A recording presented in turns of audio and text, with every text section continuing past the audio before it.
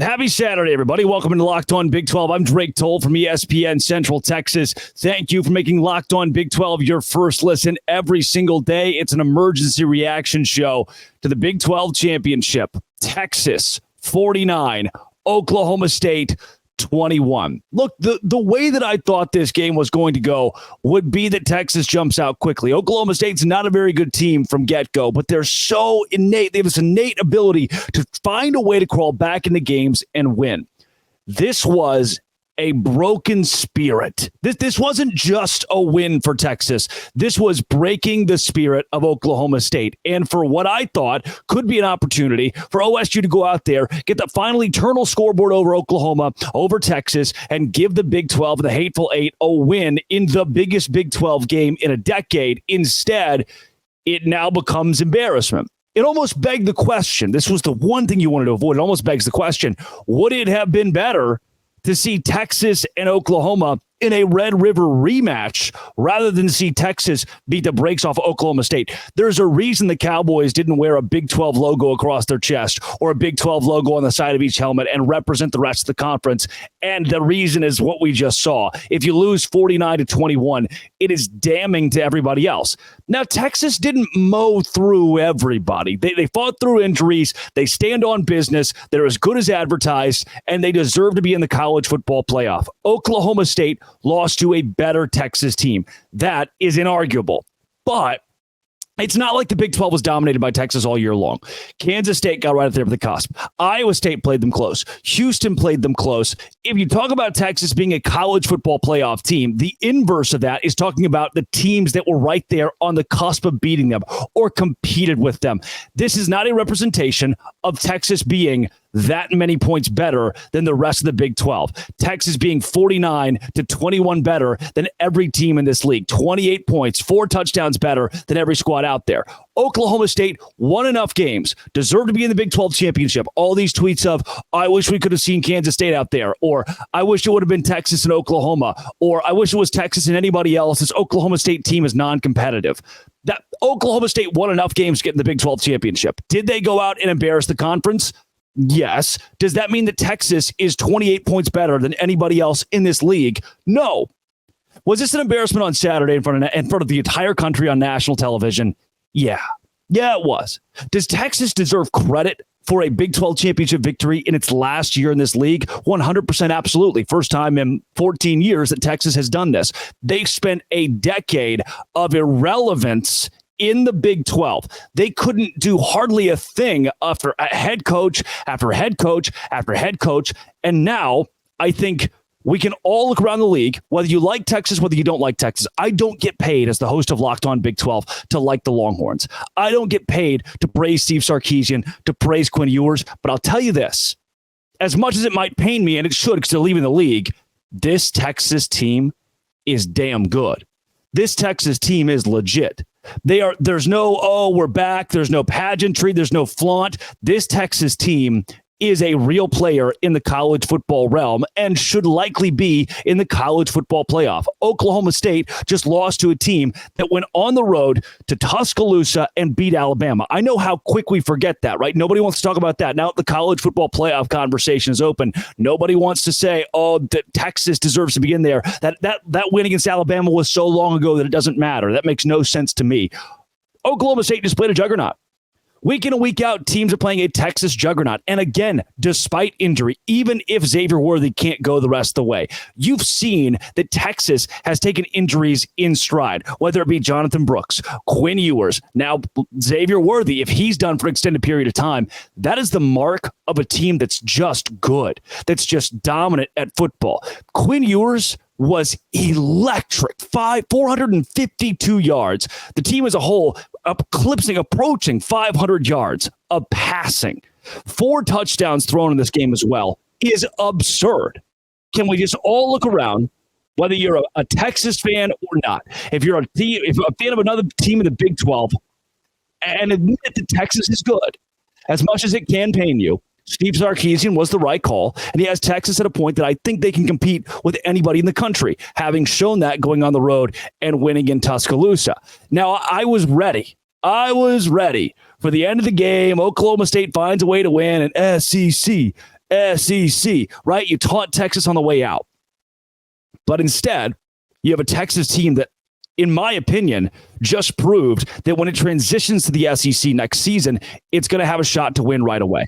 For Oklahoma State, it became what it couldn't, and that was Alan Bowman throwing the ball more than 35 times. You needed to establish the run game. Texas run defense is top 5 in the country, and they showed exactly why. Ollie Gordon only got 13 carries. He could only get 13 carries. Oklahoma State was playing catch-up from the very beginning of this game to the point where Alan Bowman was just going to have to throw the ball against the Texas secondary that's one of the worst in the Big 12 and not one to be feared in the Power 5. And Alan Bowman did fine. He wasn't heroic. He wasn't immaculate. He looked a lot like Alan Bowman. You would have needed a heroic performance, a Heisman caliber performance from Alan Bowman to be a one-man band who comes out and beats Texas. Without the help of Ollie Gordon, who obviously had a lot of emotional stock in this game and was not at his peak, without anybody behind Ollie Gordon, they haven't had anybody else to run the football all season long, and with Mike Gundy kind of crapping the bed. We have seen Mike Gundy get to some big games, get to some large moments, and just not get it done. Wide right and natty light. You can start right there and work your way to 2021 in the Big 12 championship, work your way to this season in the Big 12 championship. I put it 3rd down and 8. 3rd down and 8. Game on the line. I say game on the line. You're down by 21. What do you have to lose? And you just run the ball with a backup running back who's gotten 4 carries all season right up the middle. 3rd and 8. What is that? What are you doing? That is submission. In the 3rd quarter of the ball game, that is submission. Mike Gundy knew pretty early on his team was outmatched to the point there was no way this game was going to be competitive. And to me, it looked like he coached like it. There was no a tampering with officiating. There was no officiating. Look, I'll give you this with the official. Oklahoma State was 2 or 3 missed calls and 3 or 4 touchdowns away from making this game competitive.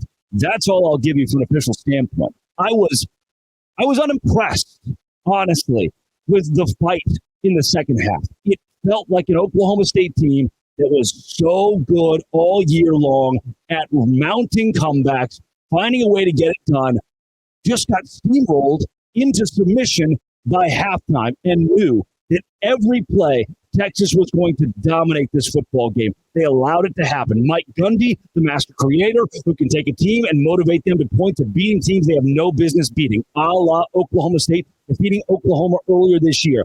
That magic was gone today when the moment mattered most. In the biggest game, on the biggest stage for the Big 12 against the SEC in what is effectively the Cotton Bowl. That's what this was. Today was, because this year the Sugar Bowl is in the college football playoff, so the Cotton Bowl is instead what you get for the SEC and the Big 12. You get a shot to play 2 games in a row at Jerry World if you're Oklahoma State. And you proved that not only is Texas ready to go to the SEC, that they can go compete and win in the SEC, and I believe that is true. I believe what we saw today, that is true, especially the way that Oklahoma State won games this season. This is not a terrible OSU team. It's not like Texas just beat some scrubs. They beat Mike Gundy, who's one of the longest tenured head coaches in college football. It's not a fluke win. Not only does it prove that Texas going to the SEC might just work out well for them very early on, it also proves that the SEC is still head and shoulders above the rest of college football. It does. And that getting Texas is not going to change that. They're not going to get 2 teams in Texas and OU that aren't ready to compete at that high of a level. What we saw today, objectively, whether I like it or not, whether I want it to be the case or not, is that Texas is that good. I don't think Oklahoma State is fool's gold. I don't think Oklahoma State just somehow lucked into winning 9 games and going to the Big 12 championship. I know they lost to South Alabama, but they had the best player in the conference in Ollie Gordon, who might win the Doak Walker. He was held to 34 yards against Texas today. When Texas is doing that against somebody who we know as elite, that shows Oklahoma State doesn't suck. Texas was just that good. We learned that today, didn't we? Now, where does the Big 12 go from here? What do we as a conference do with this? This is Locked On Big 12, part of the Locked On Podcast Network, your team every day. Before we get into the Big 12 and where we go now, today's show is brought to you by Game Time. Game Time is where I go for last-minute tickets, the best prices, the best deals. I go into Game Time, and I'm not frustrated in buying tickets. You go to the Game Time app, download the Game Time app. You get last-minute tickets, flash deals, zone deals, easy to find and buy tickets of every kind for every event in your area. Use from the seats in the venue, lowest price guaranteed, event cancellation protection, job loss protection as well. They're obsessed with finding ways to help you get tickets and save money on tickets. Terms apply. Create an account. Redeem code LOCKEDONCollege for $20 off. Download Game Time today. Last minute tickets, lowest prices. That is guaranteed. Well, boy, I'd love your input here. Where does the Big 12 go now? I mean, you just lost 49-21. Oklahoma State just lost 49-21 to a team that sparked this whole college football expansion thing, the realignment deal of the last 3 and 4 years.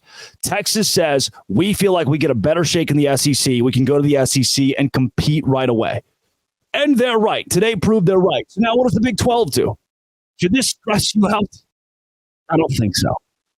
What this shows, and it's dour to say, but what this shows is that the Big 12 is still a league behind the SEC, and that's probably going to be the case as guys like Will Howard enter the transfer portal and Blake Shapen enter the transfer portal and start to look at bigger and better opportunities. NIL in the SEC is much larger. Transfers want to go to the SEC. That's a fact. In the college football playoff era, the SEC has dominated. They win national championship after national championship. Where does the Big 12 go from here? You have to decide, if you're Brett Yormark, are you a conference that wants to sell out to compete with the mighty SEC? Or are you a league that understands its place in college football and tries to find a brand that is positive in some way? Like the WWE deal that they decided to throw out there this week with the logos at midfield, or bringing Nelly out there. I love the tweets that Nelly halftime show is just so reminiscent of the last time Texas was actually good. It was weird. The WWE thing was weird. Giving the team that won the championship their MVP, a WWE belt, also weird. Makes me think, is the league, the Big 12, deciding for the fun factor, hey, let's lean into, we can be the most fun team, the most fun conference in America against the competitiveness factor. That's where Brett Yormark wants to go. And I don't think Nelly at halftime is the way you're going to get there. What does this do? Well, we move on to a next era. And I also think, remember when TCU lost to Georgia so badly that has scarred them, right? TCU was awful this year. Oklahoma State can beat 49-21. To me, almost presses that button again. Says, you know what? I know they made the Big 12 championship, but I don't think there is a clear number one team in the league going into next year. Oklahoma State did not have the best roster. Oklahoma State was not the second best team in the Big 12. I think we can all agree with that. They deserve to be in the Big 12 championship. They won the games that they were supposed to get to the Big 12 championship. For that, I take zero issue. But next year, they're not the Big 12. Oklahoma State, after this, doesn't get to be the quasi number one team in the Big 12. Mike Gundy doesn't get to be the big, scary bad guy in the Big 12 with one Big 12 championship and this performance, and that performance in 2021 where they can't find a way to punch it in from the goal line. This proves that this conference, with Texas leaving, is losing its best football program from at least 2023.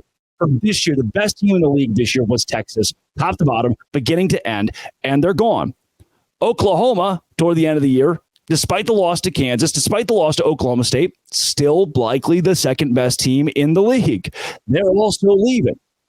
So now if you're going to decide you want to be the fun conference, if the Big 12 wants to be the fun conference, then that's your prerogative, I guess, Brett Yormark.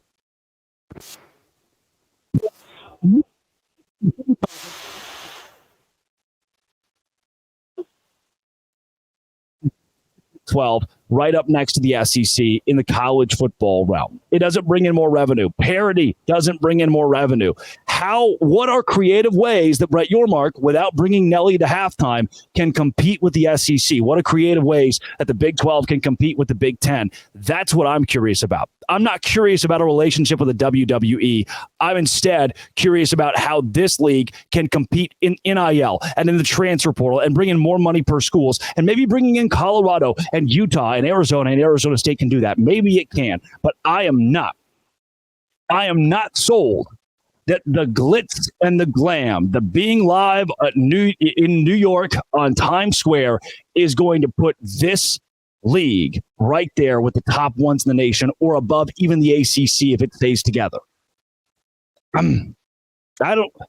What we saw today was embarrassing. The team that's leaving beat the, on paper, second best team in the Big 12.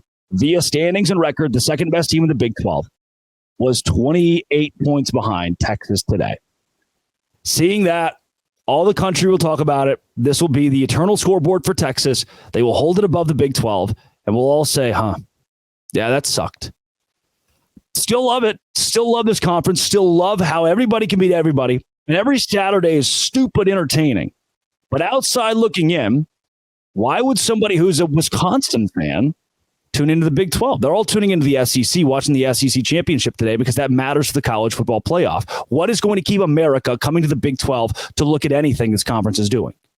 That's where I take issue. That's where I wonder. I truly wonder what is the future of the Big 12 now that Texas and OU are gone, and can it stay competitive?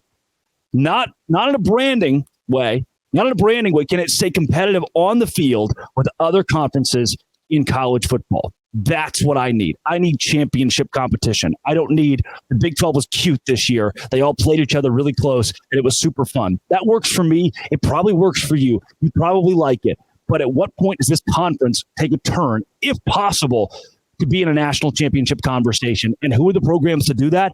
I don't think Oklahoma State displayed to you today that it's going to. I don't think Oklahoma State displayed to you that it's going to be a national championship contender or that it's going to dominate the Big 12. Oklahoma State might not go to the Big 12 championship again for the next 5 years. Not a knock on them, not a knock on Mike Gundy.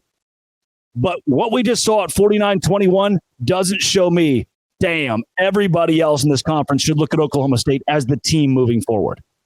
We learned today the SEC is good and Texas is probably ready for it.